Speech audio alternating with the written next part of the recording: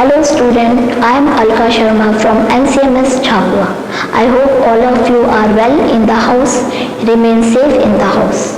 Okay, now today I am taking the class 10 SST, the Geography Chapter 1 Resource and Development. Students, in this lesson we will study about resource, types of resource, classification of resource, development of resource, land use pattern in India, land utilization and land degradation in Indian conservation methods.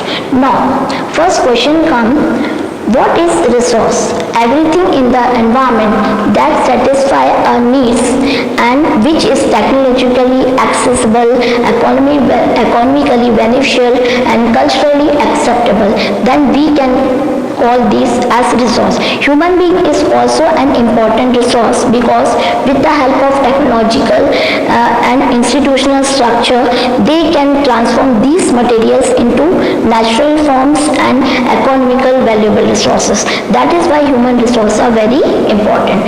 Types of resource, the resources are divided into three parts: natural resource,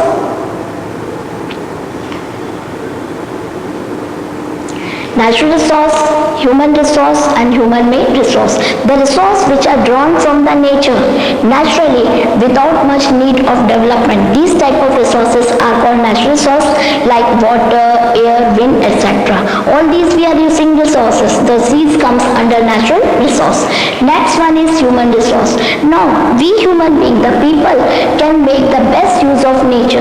They create these natural resource by their knowledge, skill and technology they can use. So these resources are best because, and they are called human resource because we human beings with the help of education and health can develop these resources and make them valuable resource. Human made resources. Now there are so many natural substances remain as it is, but when we human beings can use this and by using of technology we can create these resources, then it will be changed from its original form by their knowledge, skills and technology, and the new things will be formed, that is called human made resources. Like the coal or the iron which is present as it is, but when the people know how to extract this iron, then they can use this resource for constructing buildings,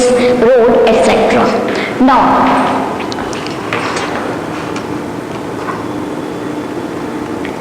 classification of resources. Natural resources are classified into four types on the basis of origin, on the basis of exhaustibility, on the basis of ownership, on the basis of status of development. Now, on the basis of origin. On the basis of origin, it is divided into two parts: biotic resource and abiotic resource. Those resources which we obtain from biosphere and they have life, such as human being, flora, fauna, etc. These are called biotic resource. Abiotic resource, all those resources which are non-living, they have no life, such type of resources are called abiotic resource. Example, rock, soil, metal, etc.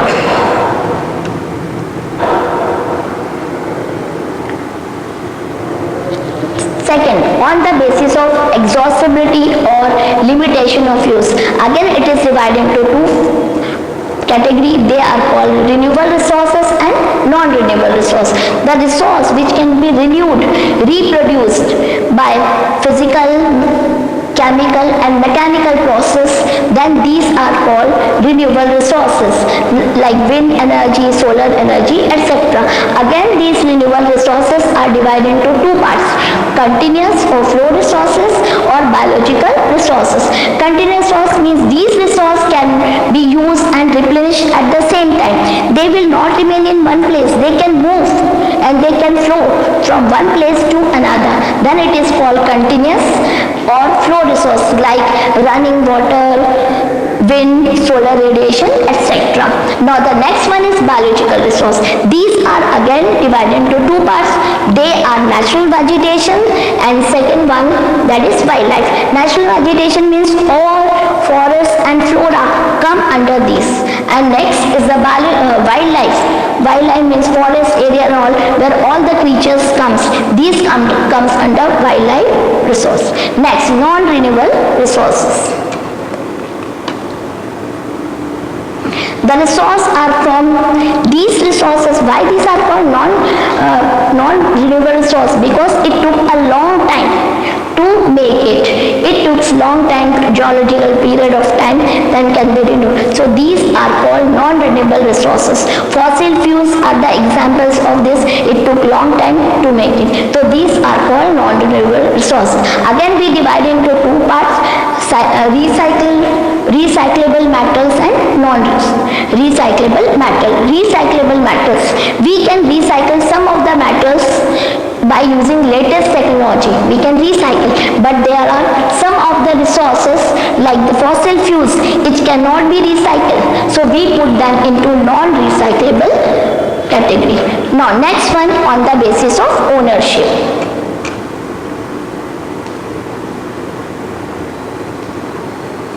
First, individual resource. The resource which are owned privately or owned in the hand of the people, that is called individual resource, like the farm, agriculture land for the villagers, house and plots, etc. These comes under individual resource. Community resource, these resources which are accessible to all the community. It is not any personal or individual. These comes under community owned resource, like in village grazing grounds, ponds, rivers, etc. And in urban areas like parks, picnic spots, etc. These all comes under community resource. Third one is the national resource. All those resources which belong to the nation, they are called national resource. The country has legal power to control them. So all the mineral, water resource, forest, wildlife, land within the political boundaries, and the oceanic area up to 12 nautical miles, means 19.2 kilometers from the coast, termed as territorial water resource, belong to the nation. Next, international resource. The resource which are owned and regulated by any international institution, that is called international resource.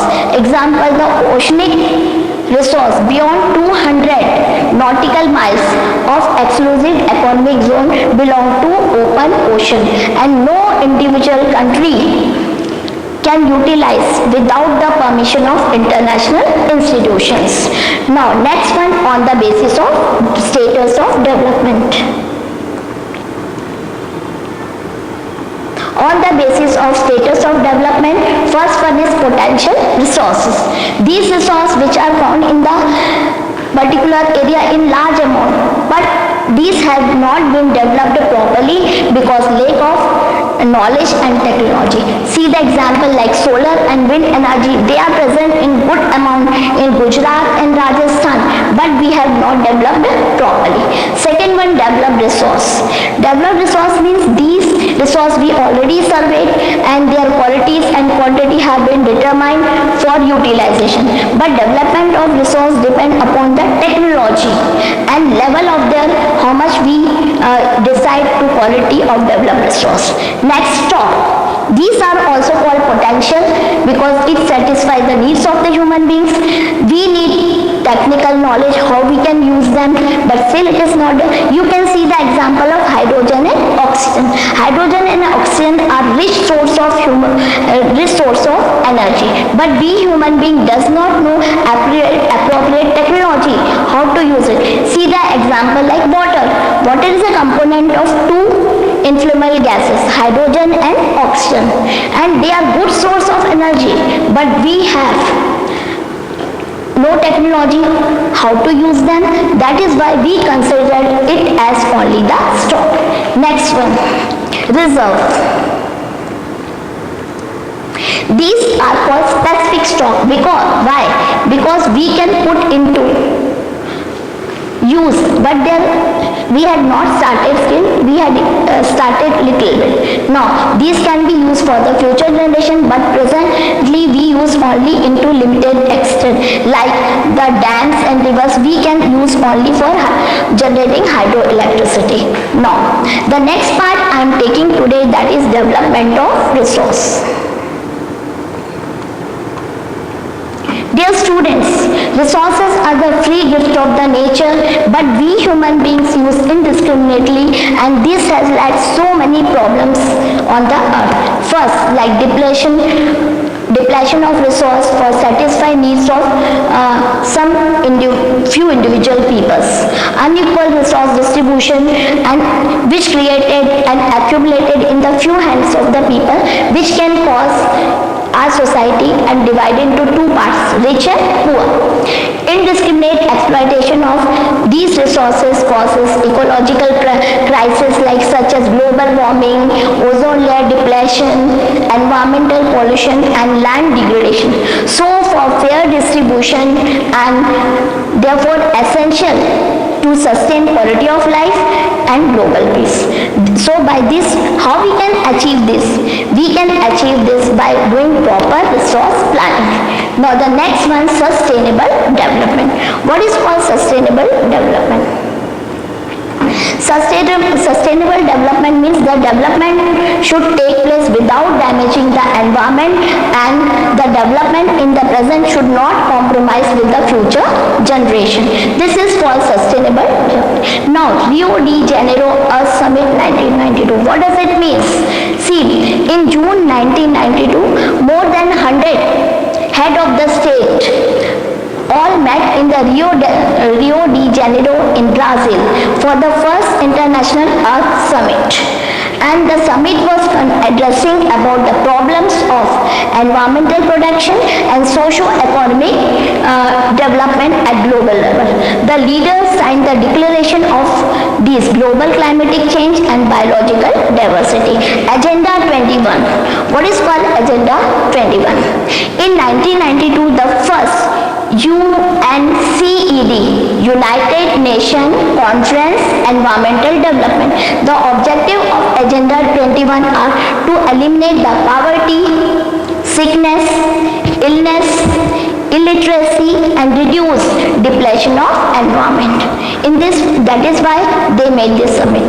Now, question comes, these type of problem create, how we can solve? We can solve all these process by proper resource planning in India. So resource planning in India, it means, how we are doing in India? It means first we identify and then quantification of the available resource along with their development. Resource planning should match, whatever we plan should match the national development goals.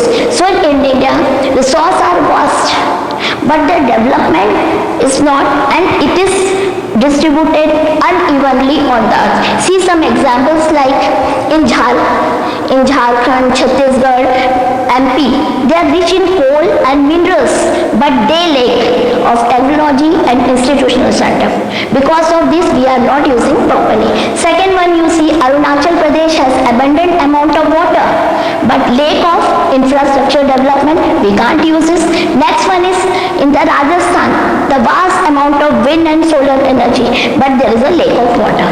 Next, we can see the example like states like Punjab and Haryana, they are the poor in resource, but they are economically developed. Now the next, what is called process of resource planning? Process of resource planning are following. They involve these. First, identification and invention, then planning and matching. Identification and invention of resource across the region of the country. So how we can do? This can involve surveying, mapping, qualitative and quantitative estimation and measurement of the resource. Second one, planning the resource for the development and use appropriate skill, knowledge and technology as well as institutional setup is required. After the third point, matching this resource development plan with overall national development plans. So in this way it will be successful. Now what in India they done? India followed the policy of resource planning for very first 5-year plan after independence. The process of development, necessary technologies and institutional setup is required for this. Resource and colonization. See, rich natural resources which is present in the particular regions or colonies, they attract foreign invaders, and technological development of colonizing countries help them to exploit these resources of colonized region. So India has learned from the past experience that development in general resource and development in particular does not involve availability of resource, but also we need technology, quality of the peoples and historical experience of the people. In this way it will be successful. Conservation of resource. What is called conservation of resource? Overutilization of these resources may cause two problems: socio-economic and environmental problem. So resource conservation of various level is very important. To overcome these problems, in 1987, Brundtland Commission report extensively mentioned the necessities of resource conservation, and they advocated the concept of sustainability development. At present, do you know, about 130 million hectares of the land in India are degraded. 28% belong to the category of forest degraded area, and 56% of water eroded area, and rest of these are affected by some saline and alkaline deposit. Even some human activities like mining, quarrying, land degradation, overgrazing have contributed, and they contributed significantly in land degradation. So in this way they create a big problem. So we have to be very careful to conserve these resources. So how we can do, what are the control measures we should adopt to save this? First, afforestation. We have to again create the forest, do the plantation. Next, proper management of wasteland. The wasteland, it will become useful if we do the proper management. Control on mining activities, because so many places the unnecessary we are doing the mining activities, we have to be controls. And planting the shelter belts of the plants, control overgrazing and stabilizing sand dunes. How we can make it stable? By growing thorny bushes of some. In this way we can check land degradation. Next, proper disposal and discharge of industrial effluents and water after the treatment, so they can reduce land and water degradation and industrial and suburban area. So today what we have learned: resource,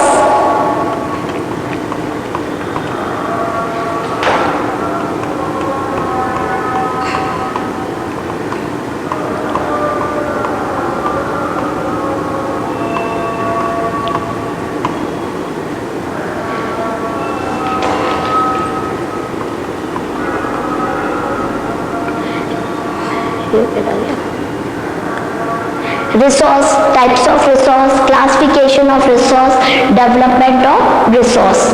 And in the next class we will use land resource, land pattern in India, land utilization, land degradation and conservation method, and soil as resource. Thank you.